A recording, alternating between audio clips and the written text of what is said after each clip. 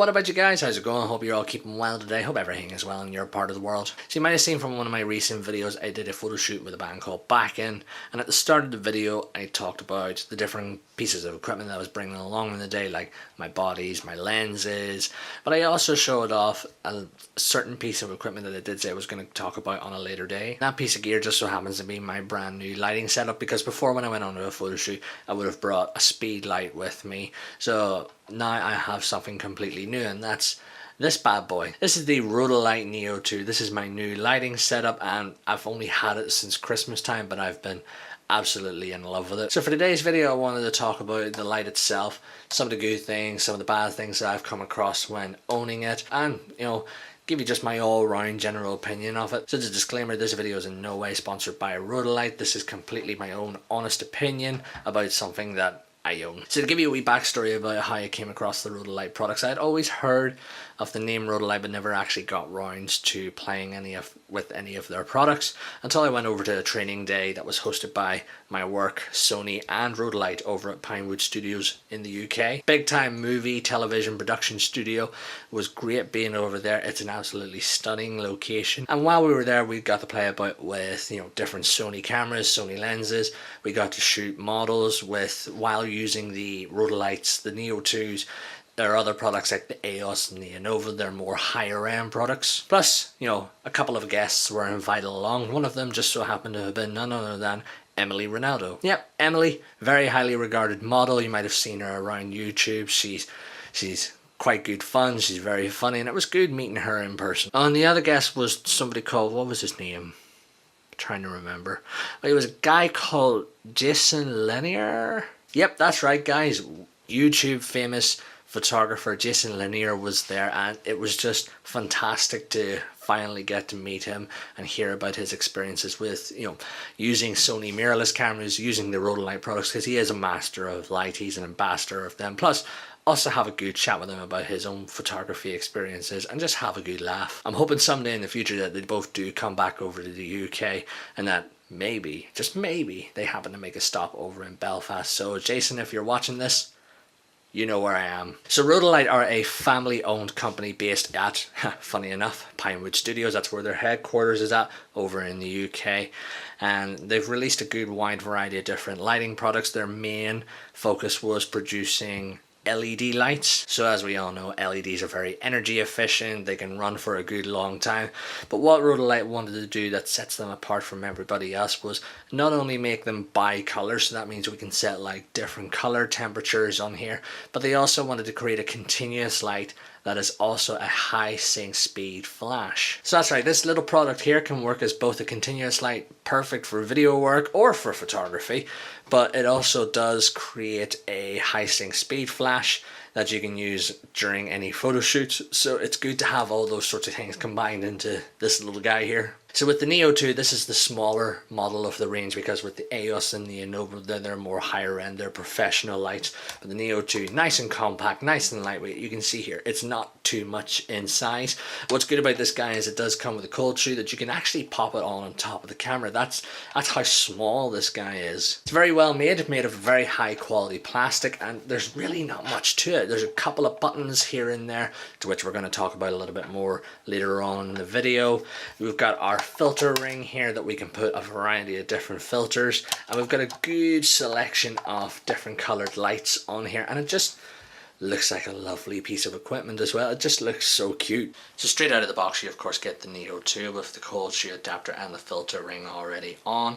You get a pack of different filters which show different sort of color gradients and different sort of modifiers to help cut down any of the harshness of the whites or help with skin tones. You get a user manual in there as well, and just basically gives you a good rundown of how to operate the light. Plus also talks about Rotolight themselves, a bit more about their products and all those different things. Plus you also get the one thing that I love about this product, and that's this little carry case, because it's so nice and robust. It's not exactly the biggest case in the world, so it's not going to take up too much room in your camera bag. You can put a strap on the end. It has a belt loop as well. Plus it also has different compartments that you can put things like batteries, or you can put other different sort of accessories in there as well, like some of the other things I also bought with the Neo 2. I got the hand grip, which is like a foam hand grip that can go onto the bottom of the Neo 2. I also got the color gels as well, so this will give me like reds, blues, greens, all those different things, just to help me get some different effects. So when it comes to the light itself, it does run on AC power. Not only does it do that, but it also does run on batteries. So when you're not using the AC, you can put 6 AA batteries into here. Now, they do recommend that you use the lithium ion batteries. As soon as you open the box, it does tell you don't put alkalines into this guy. I, at the start, was quite foolish and did, just to see what it was like, because I was just sort of like, okay, they're trying to upsell me to a product, but this should still work fine. On the contrary, yes, the light still worked, but it just wasn't as powerful as what I got out of the lithium batteries. Now, Rotolight recommend that you use their Lionheart PowerX batteries, or you can just use any lithium or rechargeable battery, but I've tried this product out with the Lionheart batteries, and it just doesn't lose power at all. Whereas when I had the alkaline batteries, the most I could get up to the output on the light itself was about 30-40%. After that, this thing just started flickering and going crazy. You can also get the V-mount battery, which is like, a big drill battery to go into the back. That is, extremely powerful. So what's the difference between going AC mains powered to using the batteries? Well, whenever you're using the AC, you get at least 500% more power, whereas the batteries is only about 250%, which is still pretty powerful enough. The handiness about the LEDs compared to your standard strobe as well is that with strobe lights, they are a lot more powerful compared to the LEDs, but with the strobes, there's a lot of refresh rates. Like if you're using studio lights have to dim and all those sorts of things. Whereas the LED, you just keep on going with this guy. There is 0 refresh rate on here. But with the speed lights, you can have them a bit further back and get a lot more power, whereas these guys do have to be a good fair bit closer to be able to get to see something. That's where I came into some of the problems whenever I went out my first photo shoot with this, was that I had to have the light ridiculously close to my subjects, whereas with the speed lights I could have it a good further bit back. But it's not exactly the biggest problem in the world, but that's one of the things that you're going to need to understand with this, is that you do need to have it a lot closer to your subject. With the high sync speed flash, they do recommend that you use the Chrome triggers. The beauty about those guys is you can actually control the light itself from the triggers, but you can also use third party or other brands for the high sync. Now, it doesn't perform as well as the Chrome, but hey, the flash still fires. I mean, I was using these Hanel capture triggers when I've been out shooting with it, and they work perfectly, because on the back you do have a PC sync import which can plug in from here into the triggers themselves. I mean, I know with the Chromes that they are wireless, but 6 to 1, half a dozen the other. So let's have a look at some of the controls on this light. So as you can see from the back, there's really not much to this here light. I've got this connected up to the PC sync. I've got the AC adapter here. This is the battery door where you put your 6 AA batteries.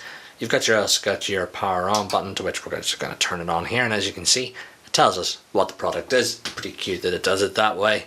And already this is sitting at 30%, but from here I can control how less powerful or more powerful I want the light to be. So going from 0 all the way to 100 is just a matter of quickly turning the dial. Let's just pop that on to 50%. Like I said already, this light is bi-color, so I can change the color temperature of this. If I want to, I can set to a warmer tone, which is 3150 Kelvin, or I can set it to a much more colder tone, which is 6300 Kelvin. But it's just so easy to just flick between those if I want to. From here on in, we can access the Rotolight's main menu. So just by doing this, we press the 2 buttons in, and we have a variety of different options on here. We've got, first of all, we have the flash.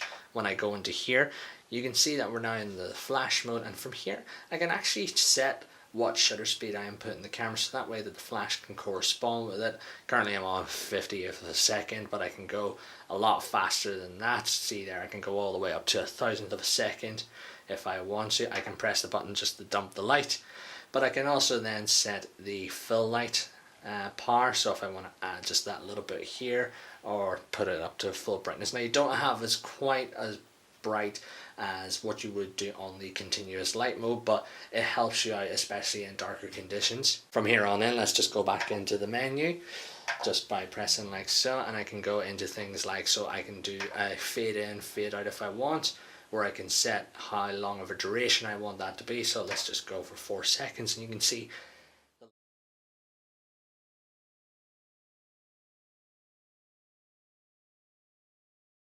there we have. I have a perfect fade out, which can really help with your transitions. Press the button again just to bring it back into normal, and we'll just go back into the menu. So from here on in, we then have like SFX, where for video this is absolutely fantastic. Now do watch out, there's going to be a few flashing images here, so we can go into things like a strobe.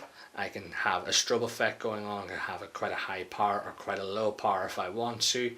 Once I come out of that, I can then go into, there's a lightning option. So if you're wanting to create a storm, I can again set the power accordingly.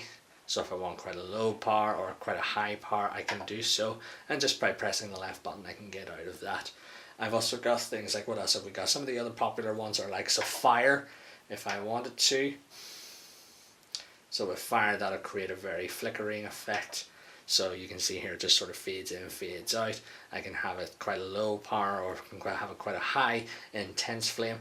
If I put the red or orange filter onto that, that will also simulate a more realistic looking fire. So there's so much you can play about with here. And then we just go back into the menu itself.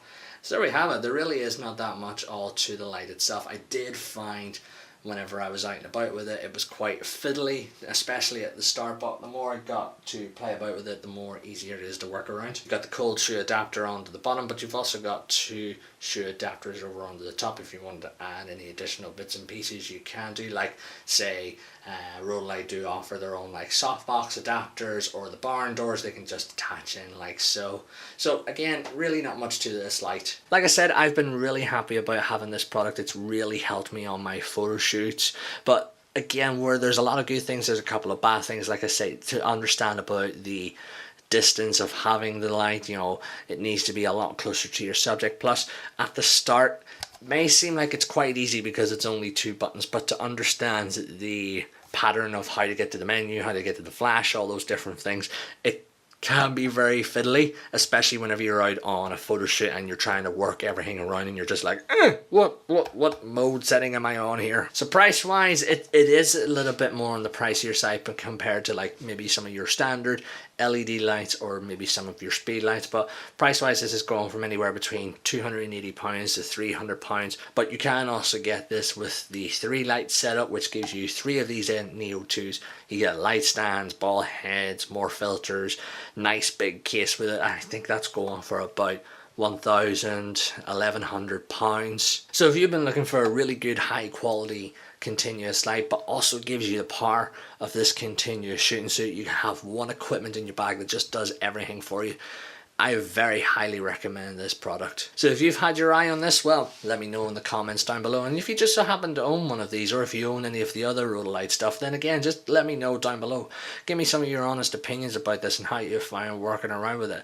I'm looking forward to trying this out on a lot more different shoots. So if you find this video to be helpful, do like, share, subscribe so you can stay up to date with any future videos.